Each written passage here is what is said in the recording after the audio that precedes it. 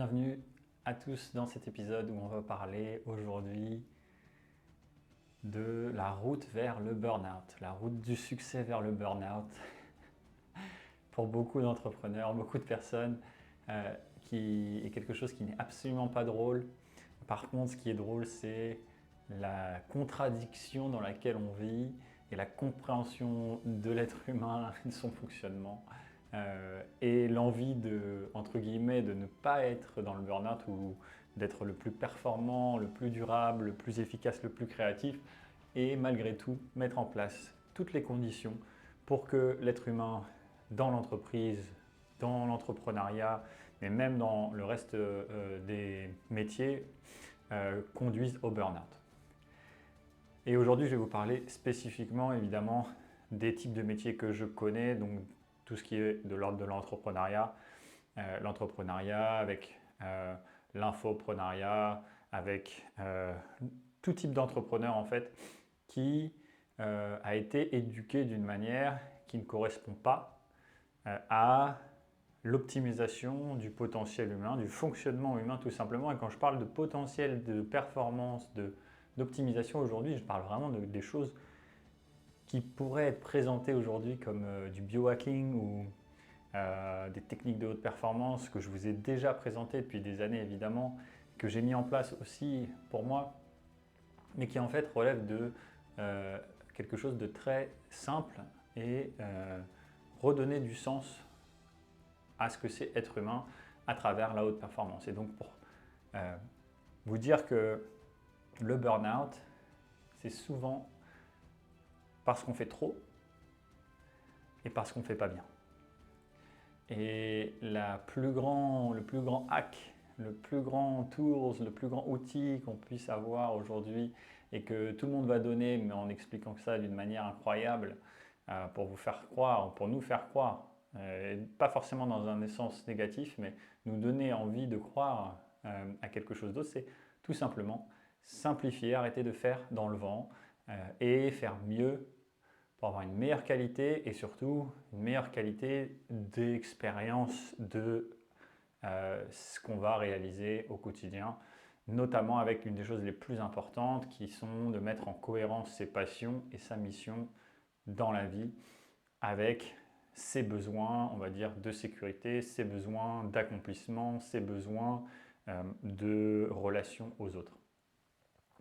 Et donc, c'est vraiment très très drôle et je vais vous donner quelques notions aujourd'hui, quelques concepts qui sont assez contre-intuitifs ou en tout cas contre-croyances par rapport à ce qu'on vit aujourd'hui, mais ce n'est absolument pas celui qui va travailler plus, qui va être plus performant, qui va produire plus, et surtout si on considère le long terme. Et ça, c'est pas moi qui le dis, hein, évidemment, même si moi je le vis à ma manière. C'est toutes les sciences aujourd'hui qui étudient la performance, la productivité des individus dans le monde de l'entreprise notamment, et surtout évidemment la science du flow qui va nous dire qu'on peut être 5 fois plus productif quand on est dans le flow, et que la plupart du temps, les personnes qui travaillent ne sont pas dans le flow, et donc elles sont 5 fois moins productives. Et la norme aujourd'hui est 5 fois moins productive que ce qu'on pourrait être si on exprimait ce potentiel-là. Et évidemment, énormément de gens, surtout des entrepreneurs qui sont des entrepreneurs qui peuvent avoir une autonomie et une maîtrise dans leur activité et aussi avoir mis en place une activité professionnelle qui correspond à leur passion et qui a du sens, vont avoir énormément aussi de flow et vont être beaucoup plus productifs. Mais ils auront toujours et souvent, puisqu'il y a cette croyance collective, qu'il faut faire plus, l'envie, le besoin de faire plus, même s'ils font déjà suffisamment, ils vont avoir cette pression-là. Et c'est cette pression constante qui conduit au burn-out principalement. Cette pression constante, et surtout donc là en entreprise, où on doit faire des tâches et répéter, et on ne peut jamais s'arrêter, même si on a été productif. Et ça, c'est très très très difficile à vivre, parce qu'en fait, il n'y a jamais cette sensation de récompense. Il faut toujours donner plus, et c'est jamais suffisant. Imaginez vivre comme ça pendant 20, 10, 20, 30, 40 ans, c'est absolument éreintant. Et ça se passe aussi dans le monde de l'entrepreneur individuel, par exemple, ou des petites entreprises comme moi, avec cette conscience collective, cette affirmation, obligation collective de devoir faire plus, de devoir produire plus, etc., etc., de ne jamais être satisfait. Et donc d'apprécier en fait l'effort, d'apprécier la répétition, d'apprécier l'effort, d'apprécier la persévérance, d'apprécier tout ce qui va nous conduire à la maîtrise et à la réalisation de quelque chose. Ça, c'est fondamental et c'est une partie du cycle du flow et c'est ce qui nous met en mouvement, c'est ce qui nous fait créer des choses et c'est ce qui nous permet ensuite de lâcher, d'entrer dans le flow, de dire ok, j'ai mis tout ça en place, toutes ces structures, toutes ces intentions, tous ces objectifs clairs et maintenant je peux me relâcher en fait dans l'expérience pour vivre le flow et aller au-delà et que le génie en fait du flow s'ouvre à moi pour pouvoir créer quelque chose de nouveau, une nouvelle idée, pour pouvoir être ultra performant pendant ces micro-moments ou ces plus longues périodes. Et ensuite, savourer la récompense d'avoir mis en place tous ces efforts et juste de se poser. Et ça, c'est quelque chose que j'apprécie énormément moi-même pour être très fort pour ça. Et en même temps, d'avoir cette sensation de il faut absolument créer quelque chose, que ce soit d'être productif ou d'être créatif ou de mettre en place un effort pour pouvoir ressentir ça par la suite. C'est très physiologique, autant que psychologique, autant qu'émotionnel, etc., etc.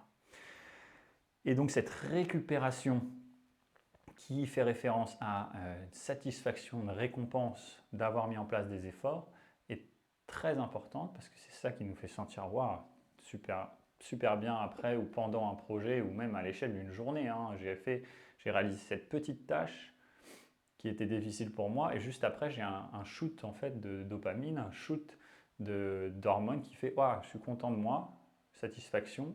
Ça me relance quelque part, ça me relance dans une autre action, ça me relance dans un potentiel de vivre cette récompense.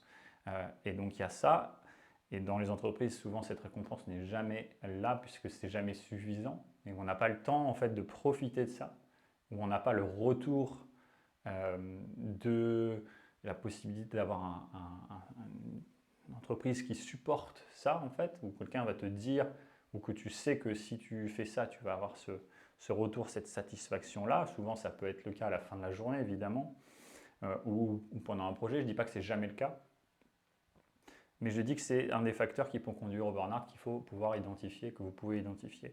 Et puis, il y a la récupération pure, la régénération pure, où là, on a produit un effort et il faut absolument régénérer ses ressources physiologiques, cognitives, émotionnelles, etc., pour pouvoir relancer un effort. Et ça, on a tous, et pour tout ce que je suis en train de vous dire, on a tous des fonctionnements différents, on a tous des ressources différentes, des moteurs différents, et ça, c'est encore une fois, je vous le dis et je le redis, c'est à vous de l'adapter, de le sentir pour vous au quotidien. Mais globalement, il y a des tendances générales, et c'est ce qu'on va voir aujourd'hui à travers ces exemples, à travers ces théories, etc., etc. Et donc, il n'y a pas besoin de faire plus pour produire plus. Et souvent, quand on a cet état d'esprit-là, ça conduit au burn-out, évidemment, ça conduit à de l'insatisfaction, ça conduit à un sentiment de manque de contrôle aussi dans sa vie, de contrôle dans le sens de maîtrise. Et puis, c'est cette sensation en fait de toujours chercher à faire plus. Et donc on va pousser pendant des heures, à l'échelle d'une journée par exemple. Et il y a au bout d'un moment, on sent qu'on n'est pas du tout concentré, on n'est plus du tout productif, mais on est obligé d'une certaine manière de continuer. Et c'est là où on fait office c'est là où on fait office, ça s'appelle en entreprise, c'est même une partie de la culture, on fait acte de présence. Et ça, c'est catastrophique pour l'estime de soi, pour la productivité de l'entreprise, pour la créativité, pour tout, c'est catastrophique. Et ça vient déjà depuis l'école, en fait. Hein. On fait office de présence, on fait acte de présence parce qu'on est obligé, parce qu'il faut être comme ça, il faut faire comme ça, alors que peut-être qu'à l'école ou au travail, ce sujet-là ne t'intéresse pas du tout. Il n'y a aucune résonance avec ce sujet-là ou cette activité-là, mais que tu es obligé de le faire. Alors, il y a évidemment des choses qu'on est obligé de faire dans la vie qu'on n'a pas envie de faire. Et d'ailleurs, c'est intéressant parce que c'est là souvent qu'on va trouver le plus de satisfaction à avoir dépassé ce qu'on n'aimait pas. Donc, ça ne veut pas dire qu'il ne faut pas essayer. Par contre, s'il y a des répétitions de ces choses-là, s'il y a au bout d'un moment, de quelques années, etc., là, il faut pouvoir en fait se permettre de dire, bon, ça ne me correspond pas, est-ce qu'on peut faire autrement? Est-ce qu'on peut changer? Est-ce qu'on peut transférer ça à quelqu'un qui serait plus susceptible d'être en résonance avec ça, par exemple? Il y a plein de choses à faire et une des plus importantes en entreprise, c'est la permission de dire les choses, en fait. La permission et l'adaptabilité de l'entreprise elle-même. C'est-à-dire que s'il y a des normes et des structures trop importantes, trop figées, eh bien en fait, il n'y a aucun moyen d'expression de la personne. Et du coup, il y a une dissociation de la personne avec l'objectif de l'entreprise, avec la création du développement de l'entreprise. Et ça aussi, c'est catastrophique et c'est la plupart des entreprises qui sont trop fixes, et notamment les entreprises qui peuvent être anciennes ou nationales. En France, on connaît bien ça, où il y a un manque d'adaptabilité et de création commune possible. Donc de pouvoir exprimer sa voix en fait. Et ça c'est aussi une des choses très importantes, c'est de caractère authentique, unique de chacun dans l'expression de son travail et la possibilité de l'exprimer tout simplement. Et donc d'exprimer un rythme différent, d'exprimer des idées qui vont faire différentes, d'être tous différents, de voir la différence en chacun, la complémentarité en chacun, et de se nourrir de ça, parce que c'est ça qui va nourrir personnellement et nourrir aussi la créativité de l'entreprise. Tellement de choses super intéressantes qui sont à la fois liées à l'entreprise, mais à soi-même, évidemment, à toutes ces relations, à ses capacités aussi, et le fait qu'on nous a appris à être tous et qu'on doit faire tous de la même manière, et c'est très très présent dans toutes les voies d'excellence dont je vous ai déjà parlé depuis des années. Je me suis moi-même beaucoup mis des bâtons dans les roues à cause de ça, pour être comme une personne qui me semblait inspirante, par exemple, où il fallait être comme ça pour atteindre ça. Et en fait, le plus important, là où son génie, on va dire, apparaît, c'est quand on est vraiment authentique avec soi-même, inspiré par des choses, évidemment, mais quand on a le moyen de réfléchir et d'expérimenter pour voir si ça nous correspond vraiment, au-delà de ce qu'on pense qu'il faudrait faire. Et c'est aussi la thématique de toutes ces problématiques en entreprise et dans l'entrepreneuriat et dans le monde du travail aujourd'hui. Et dans tous les autres domaines, ça peut être dans le domaine artistique, pas du tout lié à la productivité, ça peut être c'est dans tous les domaines, dans les relations humaines. Et donc, se rapprocher de cette authenticité, inspirer ensemble, complémentaire, pour créer ensemble quelque chose d'unique, va être vraiment extraordinaire. Et c'est là où on vient mettre en place un des facteurs les plus importants pour la productivité en entreprise. Parce que je redis ce mot-là qui est important, et aussi pour la créativité, etc. Mais pour faire mieux en faisant moins d'heures, en gros, et ça va être très important, c'est de mettre en commun, synchroniser sa mission, donc ses passions et puis le sens qu'on va donner, qu'est-ce qu'on veut créer avec la mission de l'entreprise. Et d'avoir la possibilité d'avoir une discussion autour de ça, claire, honnête. Et même si le travail dans cette entreprise n'est pas son travail de rêve absolu, que ça soit clair et honnête, parce que ça va donner la possibilité à l'entreprise de savoir et à la personne de dire ok, par contre je vais faire mon boulot comme il faut, du mieux qu'il faut, et en échange l'entreprise va me permettre d'avoir du temps, peut-être plus de temps, pour cultiver mes passions et découvrir là où je veux aller et quel boulot, quel travail, quelle mission j'ai envie de créer.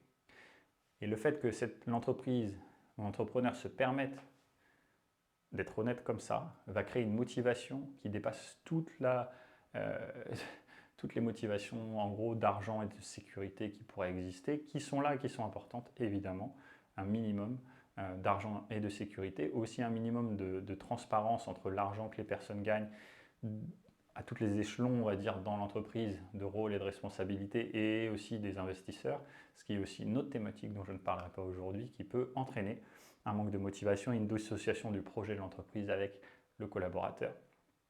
Mais là, ça rentre dans quelque chose qui est très profond, mais très intéressant. Comment on crée des entreprises aujourd'hui et demain pour qu'il y ait de ce sens, cette notion j'allais dire d'amitié naturellement, mais pas d'amitié, mais de co-création, on va ensemble, ok, et on accepte que toi, tu n'as pas la même vision, on accepte que toi, tu vas peut-être pas faire ta vie dans l'entreprise, mais par contre, on est clair et honnête, et pour le temps qu'on est ensemble, eh ben, on va pouvoir tout donner justement parce que c'est très clair. Et c'est la même chose quand on s'engage dans une tâche, c'est clair, clarté, des objectifs et des intentions, et ensuite on peut se lancer complètement. Une des dernières choses que je voulais partager avec vous, instinctivement, mais bon, ça fait quelques années que j'y réfléchis et que je travaille là-dessus évidemment, et que je propose des programmes ou des expériences pour les entrepreneurs et les entreprises, c'est la notion de distraction et de concentration. Le flow, vous le savez, c'est l'état où on est complètement dans ce qu'on est en train de faire, il n'y a rien d'autre qui existe, et c'est là qu'on arrive à profiter de toute l'expertise qu'on a créée, toutes les heures qu'on a passées en gros à faire la même chose, et que d'un coup on lâche le mental, on lâche la technique, ça pourrait être la même chose dans un geste sportif, et il y a quelque chose qui se passe où on entre dans un autre état, où on ne perçoit plus le temps, l'espace, son corps et son mental de la même manière, et là, d'un coup, tous ces efforts-là se mettent au service de quelque chose qui est inconscient, qui est plus grand ou en tout cas qui était inconnu jusque-là, et on réalise quelque chose de sublime, on réalise quelque chose qui est de l'ordre de la grâce. La grâce, c'est justement toute la tension, toute l'énergie qu'on a mis en place dans quelque chose qui amène à ce fruit créatif extraordinaire et ce génie en nous à un moment de flow, ou tout simplement cette notion d'être juste là.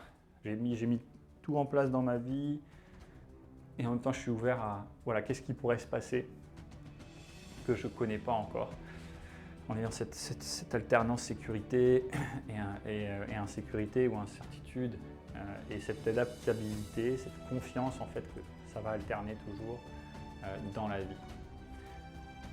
Et donc concentration et distraction. Le flow, un état de concentration totale. Si vous êtes distrait, il faut à peu près 20 minutes pour se concentrer vraiment tout le monde. Et en entreprise, les études qui ont été faites aux États-Unis, on est distrait, surtout dans les open space, toutes les 11 minutes.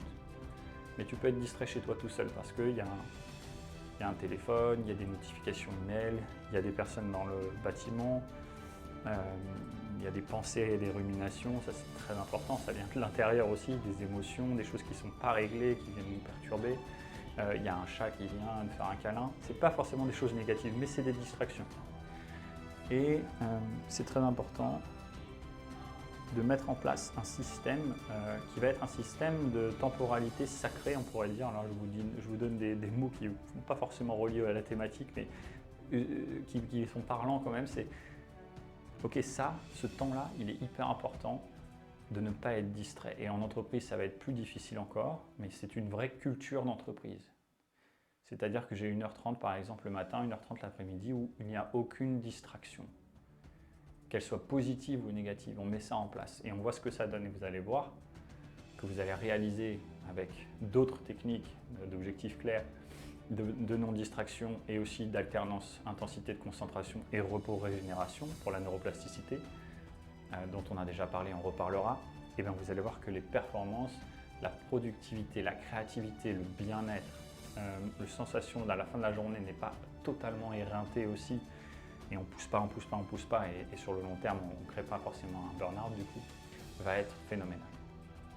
Voilà, merci d'avoir écouté. Si vous voulez plus d'informations, j'adore recevoir donc, les questions, les demandes, je suis même fait pour ça en fait, donc n'hésitez pas à partager ou liker ou suivre cette chaîne et aller voir les différents autres épisodes avec des petits programmes et des plans d'action qui vous sont proposés pour justement mettre en place tout ça.